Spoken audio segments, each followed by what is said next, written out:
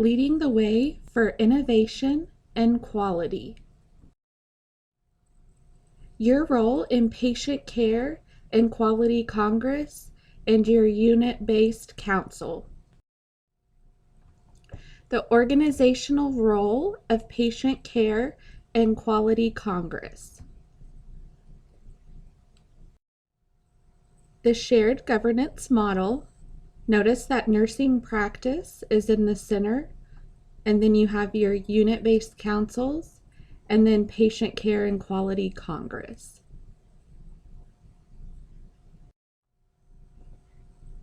The decision-making model. This is used to help determine if the evidence is sufficient enough to change nursing practice and if it needs to go to shared governance for approval. The shared clinical decision-making process gives you step-by-step when thinking that something needs to be changed. It's just a tool to walk you through the process. Unit-based council is a unit-specific committee with a minimum of 4 members or 10% of nursing staff represented. The committee elects a chairperson to lead the committee, a co-chairperson, and a secretary. You're required to hold in-person 11 meetings out of 12 calendar months, and members must have 80% meeting attendance. A council member who is absent for 2 meetings or more within a 12-month time period, or who does not complete pre-assigned work, automatically vacates the position. Your unit-based council ensures a system of shared decision-making and accountability between all levels of nursing staff. You have the authority and accountability to change nursing practice, promote effective use of resources, encourage optimal patient care, contribute to a healthy work environment, and foster a high level of professional practice. You address any issues related to bedside nursing.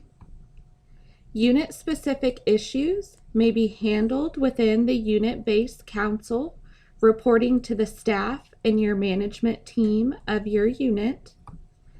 Issues affecting multiple nursing units or affecting house-wide nursing policy will be brought to Patient Care and Quality Congress.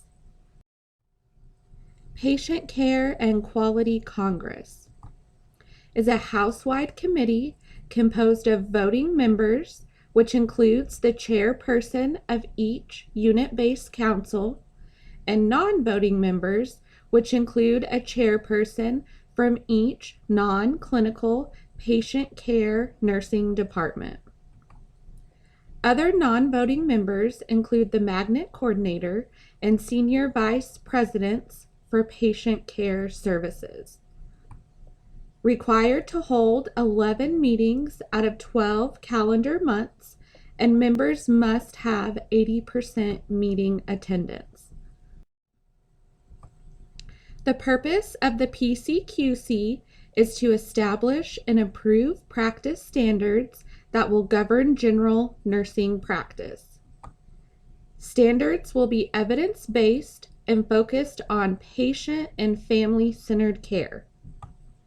Promote shared decision-making with staff and other hospital committees.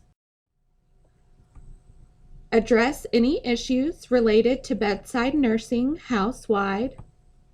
Changes in policy and procedure must be based on evidence-based practice.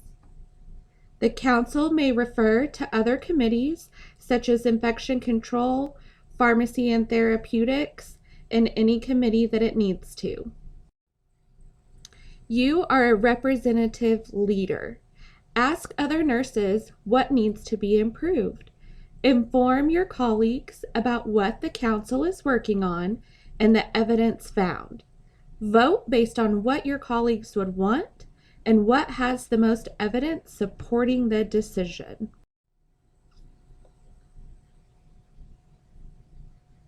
The following slides are going to walk you through the process of reviewing policies. Reviewing policies, step 1, turn the policy into a searchable question. So you can use your PICO question. Start with our standard reference text for procedures. If the procedure manuals do not provide all the needed information, a literature review will be needed. So reviewing policy step 2, get out of your armchair. Find out how nurses are actually performing the procedure and carrying out the policy. Are there any problems with our current method according to staff? Do other staff nurses have suggestions for improvement? Reviewing policy step 3, discussion and revision. Present findings at unit-based council meeting. Discuss any discrepancies between current policy, practice, and EBP findings. Make changes as discussed to align policy to evidence-based practice and nursing efficiency. Correct any grammar or spelling errors as needed in the policy. Reviewing policy step 4, committee presentation and voting. All policies will first be approved in unit-based councils. House-wide policies will then go to patient care and quality Congress. Following Robert's Rule of Parliamentary Procedure for voting. According to PCQC bylaws, at least 60% of committee members in attendance must agree on the policy for it to be implemented. Running a successful unit-based council meeting. Have a set meeting time and place. Start on time, end on time. Follow the approved agenda. Take meeting minutes using the approved template. Agree as a group on some ground rules. Involve everyone on the committee. Seek assistance from the champion as needed. Communicate findings and actions with your work group. These are examples of the approved agenda and meeting minute templates that you should be using in your unit-based council meetings. So how to update assigned policies. Follow the instructions given to you. Fill this out when turning in your policy, even if no changes were made. Utilize these references when reviewing the policy. Always make sure your references are listed on your page numbers are accurate. When making changes to policies, always use red ink. Make sure the date of review revised is correct and your name is listed as the reviewer along with your credentials. Even if no changes were made, you should mark out the date and use the current date along with your name and credentials as the reviewer.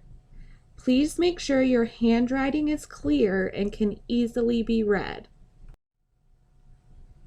All policies need to be handed in to Christy Brown 1 week prior to PCQC meeting so she can include them in the packet. If you are unable to get it to her on time, then you need to make 45 copies to bring to the meeting. Where to look for policies. You go to the UMC intranet. Under the Policies tab, you're going to find Policies and Procedures. This will take you to our new policy and procedure window. You can find departmental policies, environment of care, hospital-wide policies, and nursing policies. Please notice that attachments to policies are located on a separate page.